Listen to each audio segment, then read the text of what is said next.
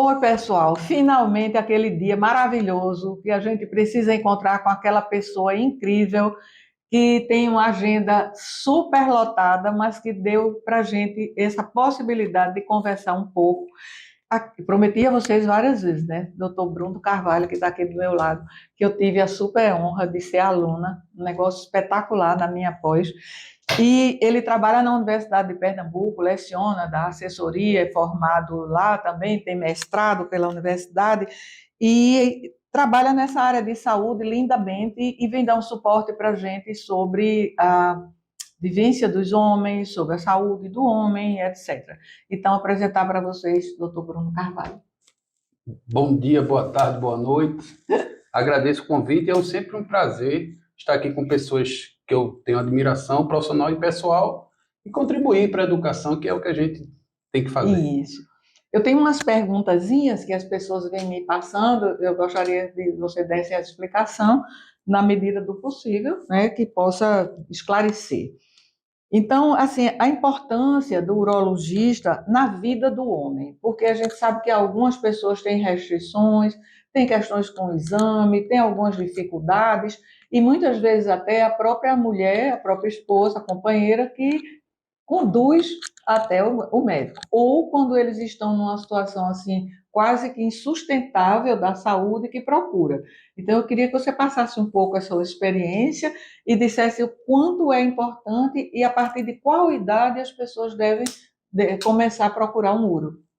Bom, pessoal, assim, na verdade, eu costumo dizer que nós, urologistas, somos o médico do homem. Não somos apenas exclusivamente atendemos pacientes do sexo masculino. Nós também atendemos mulheres, por exemplo, mulheres com crise de cálculo renal, tá? A gente atende, mas prioritariamente nossa carteira de clientes é composta mais de pessoas do sexo masculino. Não existe uma hora certa para procurar um urologista, tá? O homem pode procurar o urologista em qualquer momento da idade. Por exemplo, um bebê que nasce com um probleminha lá no testículo, pode precisar de um urologista. Um jovem com 20 e poucos anos que está com alguma dúvida na questão do seu corpo, também pode procurar um urologista. Porém, mais comumente, a gente sabe que quem nos procura seria aqueles homens com medo ou com preocupação com a questão prostática. Nesse caso, existe uma diferença. Se você tem na sua família uma pessoa, um pai ou um irmão, com um antecedente de câncer na próstata, a gente precisa se cuidar mais cedo, ou seja, a gente começa aos 40. Caso isso não aconteça, que é a maioria da população, né, a gente pode deixar para iniciar a consulta a partir dos 50 anos. Não tem que ter medo. Eu falo assim que o homem fica às vezes um pouco preso, um pouco. Por quê? Porque o homem tem aquela tabu de ser saudável, de ser o arrimo da família e ter que ser duro na queda. Isso é coisa do passado, isso não existe mais na sociedade. 2023 já quase estamos, né? A gente tem que estar com esse tipo de comportamento. Não, o homem tem que ser humilde e procurar ajuda, fazer um acompanhamento, uma consulta anual, não arranca pedaço. E a gente pode fazer de diversas maneiras, tá? E a gente vai discutir ao longo desse encontro. Você poderia já dar uma fala sobre esses exames, porque os homens têm muita resistência a fazer exames, porque tem um exame local, tem um exame de toque, e eles acham que é invasivo, às vezes assim que é agressivo em termos emocionais para o homem. Poderia dar uma ideia? Claro. Bom, pessoal, na verdade, sim, a consulta urológica, ela é personalizada. Não existe aquela coisa de fazer tudo igual para todo mundo. Nós temos pessoas que vão necessitar de mais intervenção, como também teremos pessoas que a consulta pode ser muito simples, tá? Existe, claro, coisas mínimas. A gente precisa conversar, a gente precisa fazer um exame físico mínimo e solicitar alguns exames laboratoriais, em alguns casos, exames de imagem. Isso é o beabá, é o basicão.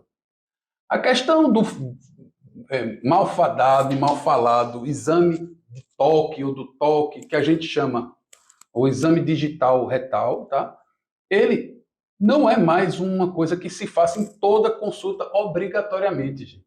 Então, a pessoa deixar de ir a um urologista porque, quem sabe, está com medo acha que é invasivo, acha que é demais. Você não sabe nem se vai ser necessário o exame. Então, como é que você vai deixar de ir por uma coisa que você nem sabe se vai acontecer? E outra coisa, nós estamos habituados a fazer isso. Se houver necessidade, e pode haver, Sim. é conversado, é explicado. É um exame, não é doloroso. As mulheres fazem exames mais agressivos do que isso, desde uma idade bem mais precoce. E sabe que eu estou falando a verdade, não é, é mais um medo do que uma realidade. E a gente precisa enfrentar os medos, porque qual é o sentido de adoecer? Qual é o sentido de, até em alguns casos, de morrer por medo, né? Então, acho que a gente tem que trabalhar isso constantemente. Eu acho que todo mundo que milita na área de saúde tem isso, mas vamos falar porque eu sei que alguém está aí do outro lado pensando, não é bem assim, mas a gente tem que insistir. Garanto a você que não é nada que vai lhe deixar menos homem, menos macho ou menos qualquer coisa. E pode ser que não seja necessário. Porque existe esse preconceito, né?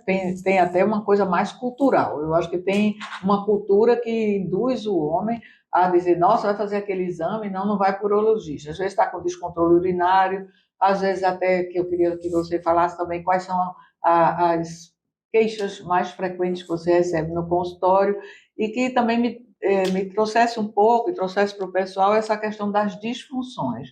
Né? Então, as pessoas, às vezes, se conformam, vamos botar umas aspas aí, em usar fralda, por exemplo. Tem um descontrole urinário, mas usa fralda, tá certo? Evita até uma convivência mais íntima, porque perde urina com facilidade. Então, eu tenho encontrado muito isso nos casais, deles não se encontrarem sexualmente por conta, às vezes, de perda urinária. Tá certo? Ou alguma questão ligada ao formato do pênis, à disfunção erétil, coisas desse tipo, que se você pudesse esclarecer mais isso aí, tiraria muito dos preconceitos, eu acredito, porque a palavra de um especialista não é colocando, porque quando eu coloco, enquanto sexóloga, psicóloga para os casais, é uma noção. Mas, assim, vindo do médico, do especialista, é outra coisa.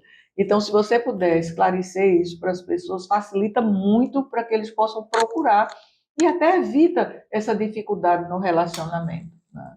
Bom, de maneira sucinta, porque a gente não tem a questão do tempo, o urologista, ele cuida de basicamente 3 P's, tá? Pedras, pedra no rim, pedra na bexiga, pedra em qualquer área da via urinária. O outro P seria a doença da próstata. A mais comum delas não é o câncer, é o crescimento benigno, que a gente chama de próstata do idoso, próstata do velho, tá? Todo homem, a partir dos 40, 50 anos, começa a desenvolver um crescimento da próstata que vai acontecer de modo natural e vai até a morte. Então, não existe como curar isso. Na verdade, a gente pode controlar. E existe o outro P, que seria as doenças e queixas relacionadas ao pênis. Eu vou focar um pouco mais nesse ponto, porque assim, principalmente é minha área de atuação primordial, que seriam as doenças vinculadas à ereção, no caso, principalmente a falta de ereção, que a gente chama de disfunção erétil, o povão chama de impotência. Eu não gosto desse termo, então a gente deve focar num termo mais corretamente científico, mais cientificamente correto, perdão, e as queixas vinculadas à ereção, tá? Minto, a ejaculação, perdão. A ejaculação, que a mais comum deles seria a ejaculação precoce, tá? Pode haver também dificuldade de ejaculação ou até falta de ejaculação, mas estatisticamente é numa quantidade bem menor.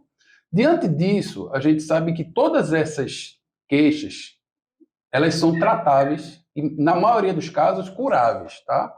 Há outras queixas que, com o envelhecimento da população, que é fruto do trabalho da saúde em termos de extensão da vida, ou seja, cada dia que passa a gente está vivendo mais, a gente está vivendo com mais qualidade de vida, porém isso não vem de graça, né? A gente sabe que há situações que, com o passar do tempo, vão levar a probleminhas, mas a outra opção qual é?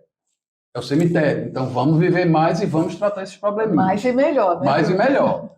Então uma delas é essa perda de urina. A perda de urina, ela vem com o passar do tempo.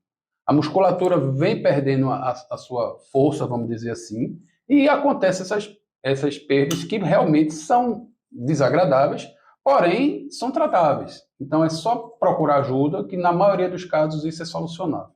Uhum. Você também orientaria para fazer exercícios pélvicos com fisioterapeutas, alguma coisa? Porque a imagem que se tem é que a fisioterapia pélvica, né, e que a estrutura pélvica da musculatura é muito mais para a mulher. E a gente precisa fazer com que os homens também entendam, e até as próprias mulheres, que o homem também tem essa estrutura pélvica, também tem essa musculatura que precisa ser trabalhada.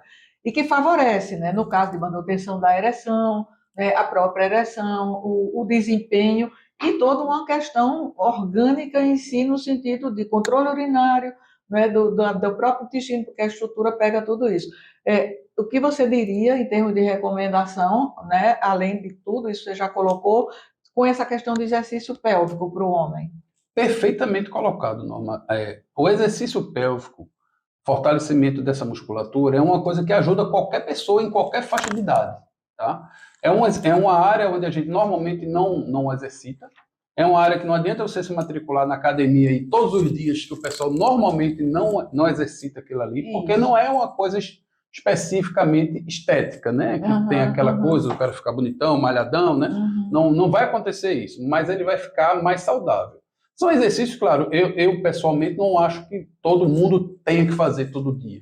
Mas assim, quando determinadas queixas estão presentes, como por exemplo as queixas de incontinência urinária, as queixas de falta de ereção, ajuda. Não vai resolver? Não, provavelmente, mas ajuda. Então, não custa nada, são de relativamente fácil aprendizado, com orientação básica do fisioterapeuta ou até do terapeuta que tenha treinamento na área, ela pode ser aprendida por qualquer pessoa, em qualquer nível intelectual, e exercida na sua casa, no horário que ela escolha, sem custo. Isso, eu sempre oriento também para que os homens façam esse exercício, porque, embora que muitas pessoas na academia orientem, até tem personal, e é muito mais o contrai, relaxa, que na verdade a gente sabe que não é só isso, tem muito mais, e tem uma associação com o sistema respiratório, então você relaxa respirando ou expirando, então às vezes as pessoas minimizam muito isso e dizem assim, mas eu já faço na academia. Na verdade, assim, por mais que o pessoal da academia seja interessado em fazer ou tenha algum conhecimento, mas não é especialista. Então, assim, no meu trabalho, eu sempre sugiro que faça uma avaliação, tá certo? Na medida em que a pessoa já vai tendo uma idade que a gente sabe que 50, 50 e poucos, já tem algumas perdas no próprio processo eretivo, né, na própria manutenção da ereção, na própria ejaculação. Então, a gente sabe que o homem já tem uma certa perda, né, nesse sentido, pelo próprio desenvolvimento. Não sei se eu estou correta, você depois me diz. Sim, E completamente. aí, nesse momento, mais do que nunca, seria importante que já associasse esses exercícios pélvicos, porque é mais como prevenção até do que como tratamento. Porque às vezes as pessoas chegam com 80, 80 e poucos na fisioterapia pélvica, eu até conversei isso com a fisioterapeuta, e não tem muita coisa mais para fazer, porque já tem um relaxamento muito intenso daquela musculatura. Então, se a gente pega um pouco antes desse relaxamento, a vida fica muito mais saudável nessa área também, né? Musculatura, só interrompendo, musculatura é quando você trabalha, você mantém e desenvolve. Quando você não trabalha, você perde e vai chegar um momento que não tem como sair do zero e voltar. Tá? Então, assim, é bom manter alguma atividade. A gente brasileiro, e eu me incluo nisso, a gente tenta, às vezes, soluções mágicas, ajeitadinhos, arrumadinhos. Né? Então, ali, não, eu faço. Eu vi na internet, me ensinaram, um amigo falou que é assim. É, Tudo bem, você pode estar até fazendo alguma coisa, mas realmente a orientação de um profissional para tudo, né? Não é só na sim, área de sem saúde, dúvida, não. sem A dúvida. gente está fazendo aqui, filmando esse bate-papo, nós estamos com um profissional aqui nos ajudando para ficar uma coisa de mais qualidade. A Sim, gente podia botar um celular ou pedir para um filho, filma aqui, podia. Ia isso, ficar a mesma coisa? Claro que não. sim, sem Entendeu? dúvida. Então, da mesma forma, a gente tem que tentar fazer as coisas melhores e cada vez mais insistir nisso em todas as áreas da nossa vida. Eu gostaria também que você explicasse uma outra coisa que é muito questionável: ereção e ejaculação. tá certo? As pessoas tendem a associar e ficam muito preocupadas, às vezes, as parceiras, principalmente, quando não tem ejaculação, ou quando a ejaculação não está muito ligada com a ereção, não está naquele momento. Aí parece que não sente prazer, parece que a relação não foi confortavelmente chegada ao ápice, né? Ao que o pessoal chama de orgasmo, que a gente está tentando descaracterizar que o orgasmo é um objetivo, que o orgasmo é um processo que pode acontecer ou não. Que o mais importante é a sensação de prazer, o compartilhamento, é a conexão entre o casal, mas ainda existe muito, você sabe, muito preconceito, muito tabu e umas ideias muito fixas em relação a isso, que tem que caminhar junto, ejaculação e ereção. Podia esclarecer? Vamos lá. A ejaculação e a ereção são fenômenos distintos e não precisam de um e do outro para acontecerem. Ou seja, qualquer homem pode ter uma ejaculação sem obrigatoriamente estar com o pênis ereto, tá? E não precisa aquela ejaculação nem estar associado ao orgasmo, eventualmente. Pode acontecer de maneira completamente, vamos dizer, sem erotismo, tá? Importante lembrar uma coisa, que são coisas que têm raízes bem distintas. A ereção é um fenômeno que é basicamente a troca de sangue de lugar. O sangue está em uma parte do seu corpo e se movimenta para o pênis. Tá? Isso é como acontece a ereção. Já a ejaculação é um fenômeno de contração de uma musculatura. Essa musculatura, que a gente estava falando, a musculatura do assoalho pélvico, tá? Que expulsa uma substância que é produzida parte na próstata, parte nas vesículas seminais e uma parte pequena nos testículos. Essa produção é constante. O homem está dormindo e produzindo. Ele só expulsa quando tem essa contração muscular, que quase sempre, sim, tem uma origem erótica, uma excitação, todo um processo, mas que não precisa estar associado. Com o envelhecimento, a gente sabe que essas substâncias continuam a ser produzidas, porém, em quantidade menor a cada ano que passa. Então, vai chegar um momento da vida do homem, do idoso, que ele não vai ejacular mais. Mas isso não quer dizer que ele não possa ter uma vida sexual, uma ereção saudável, um prazer sexual saudável. Então, tem que acabar com esse negócio de tem que ejacular muito, tem que ejacular. A ejaculação só é necessária para uma coisa, efetivamente: engravidar. Não é possível engravidar naturalmente, claro. Pelos métodos Os métodos naturais. artificiais é possível, mas não é possível engravidar sem ejaculação dentro da parceira. Isso é fato.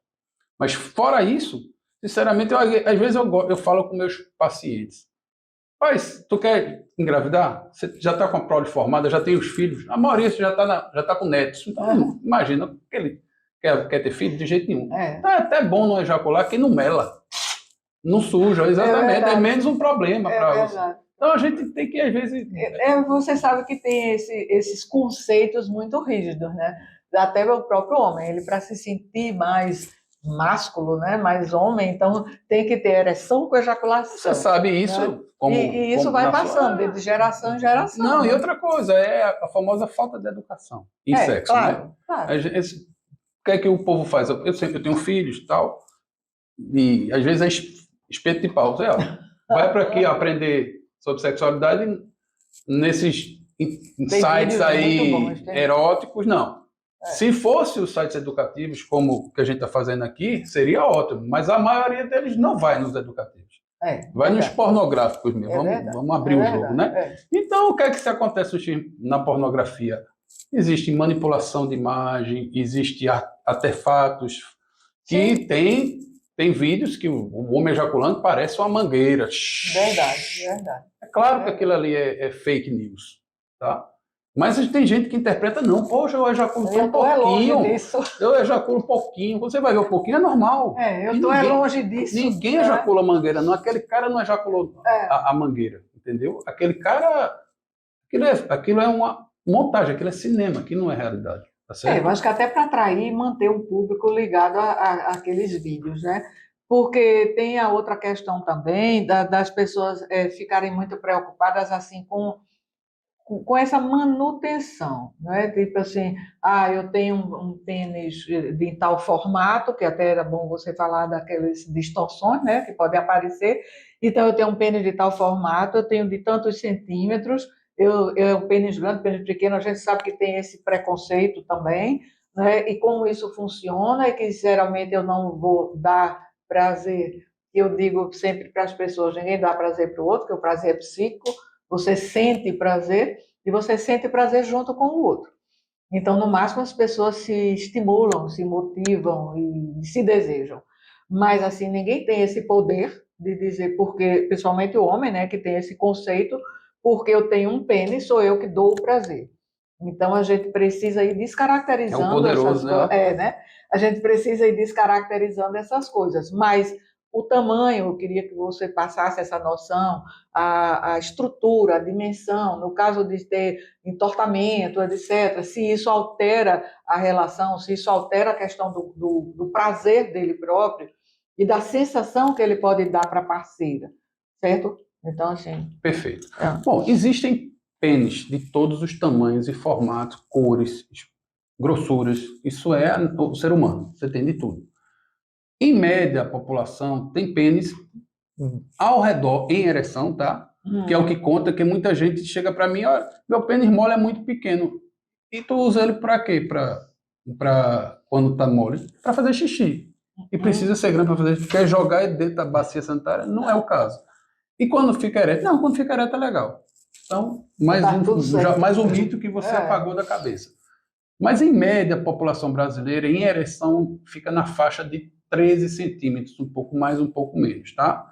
E é basicamente o comprimento das vaginas. Isso aí, quem fez, seja o Deus ou qualquer palavra que você use, quem criou, criou de maneira proporcional, tá? Outra coisa, cor, manchas, a maioria das alterações de cor são alterações transitórias que não é motivo de preocupação. Desvios, que é o encurvamento, normalmente a gente usa o termo desvio. O desvio peniano é o seguinte: todo homem é um ser biológico, não foi feito numa fábrica na China, correto? Então ele não vai ter vamos dizer, aquele modelo como um parafusozinho que você, todo parafuso é igual. Todo pênis é diferente. Porém, a gente sabe que até um certo grau de desvio, aquilo torna-se um jeitinho. É o meu jeito. Um pouquinho para cá, um pouquinho para cá, um pouquinho para cima, um pouquinho para baixo. Até quando isso não leve a incômodo na outra pessoa, está tudo bem. Não vale a pena mexer. Por quê? Quando se mexe, quando o cirurgião opera, isso pode trazer alguns riscos, algumas complicações. Então, se você tem algum desvio no seu órgão genital, quando ereto, tá? E aquilo nunca atrapalhou a sua relação sexual, fica do jeito que está. A esse desvio, quando é muito intenso, a gente dá o nome de doença de Peyronie, que foi um médico lá do rei francês, um daqueles ali que perdeu a cabeça. Tá certo. E assim, no caso de quem já fez cirurgia na próstata, como é que fica essa questão da relação sexual? Que capacidade é essa que a pessoa tem? Se trabalha a ereção? Como é que funciona isso? Diretamente. Existem dois tipos de cirurgia para a próstata. Para a doença benigna, que é a grande maioria, a próstata crescida, e para a doença maligna, que é o câncer. A cirurgia para a doença benigna raramente causa problema de ereção. Porém, comumente causa problema de ejaculação, tá? Como essa população que faz cirurgia de próstata benigna, normalmente é a população idosa, aquilo raramente gera um mal, porque ele não está mais em idade reprodutiva e ele só vai ficar gozando seco, como a gente chama, tá? Agora, a cirurgia para o câncer, infelizmente, ela está associada a uma taxa muito alta, mais do que 50%, de problemas relacionados à ereção. Porém, a gente está num beco sem saída, né? Se a gente está com câncer, a gente não vai deixar de fazer a cirurgia. Então, faz a cirurgia, ficamos curados do câncer e depois resolvemos o problema da ereção. Quando é que você orienta esses medicamentos estimulantes, tipo Cialis, Viagra, etc.? Em que situações você orienta e se é plausível usar com frequência? Né? Perfeito. São medicações extremamente seguras. Fato. São testadas e testadas. Mais de 100 milhões de pessoas usam isso por ano no mundo. Não tem muita conversa mole, fulaninho usou e morreu, fulaninho usou e ficou cego. Isso não existe. A pessoa pode morrer? Pode, mas não foi por conta do comprimido. Por outras razões, que você pode infartar a qualquer momento. A gente pode estar conversando aqui, eu infartar e vou ficar ao vivo no YouTube. Nós vamos ficar famosos, né? Então, não quero que isso aconteça, mas pode acontecer. Então, não vamos colocar a culpa naquele comprimido. Quando eu recomendo, é quando há necessidade. Se eu vejo um paciente que me procura, que está com aquela disfunção, que fez os exames, não existe nenhuma causa, por exemplo, ele não é um diabético que está descontrolado, ele não é um paciente que está com as taxas das gorduras do sangue lá em cima, o colesterol pipocando. Ele precisa de uma ajuda. E faz parte da vida. Eu sou hipertenso. Eu tomo meu remédio para pressão. Tem algum mal nisso? Não há nenhum mal. Então, as pessoas podem usar esse remédio desde que sob orientação. E hoje em dia, inclusive, existem medicações que são até para uso diário. São preconizadas para uso diário, como se fosse assim, mais um remedinho que a gente coloca. Já foram muito mais caras hoje em dia com o advento dos genéricos e perda de patente. Hoje em dia a gente consegue por menos de R$30, que eu acho um custo bastante aceitável, você ter uma condição pelo menos mais básica saudável. E ter uma vida próxima ao que você tinha quando tinha seus 30, 40 anos. Porque o que a gente sabe é que muitos jovens também, que eles não por indicação, mas até por querer ter uma super performance, ou junta com bebida, você sabe que no fim de semana é uma bebida X com mais medicamento Y, não é para impressionar ou para se sentir assim o maravilhoso da reunião. Então, assim, é viável que jovem use? Olha, a gente não tem um trabalho científico para lhe dar números, porcentagens e fatos, mas o bom senso fala por si só, né? Se você é um jovem, se você tem 20, 30 anos e está bem em sua ereção, e você está com a pessoa e está todo mundo, não tem sentido você estar se expondo a drogas, combinações de drogas que talvez não tenha no livro dizendo que A mais B vai dar errado. Mas sempre é a primeira vez.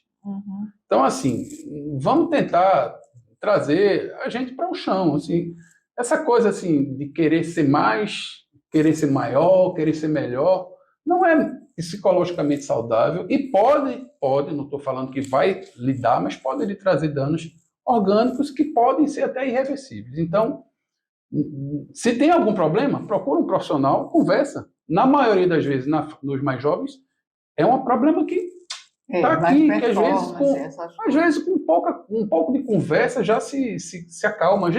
Você, com certeza, uma pessoa bastante experiente, já deve, às vezes em uma consulta, você consegue já resolver o problema, não precisa muito tempo e muito investimento, vamos dizer assim. Um processo longo, né? Não precisa. Uma orientação simples é suficiente.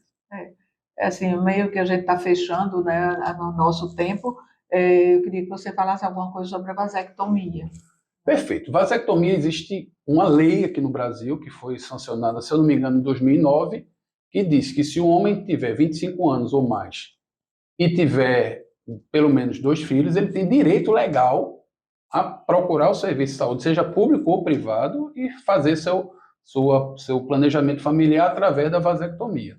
Antigamente precisava até da assinatura da esposa, da parceira. Hoje em dia não precisa mais, inclusive vice-versa. A mulher, 25 anos, 2 filhos, pode procurar o serviço de saúde para fazer a sua laqueadura, se optar por isso.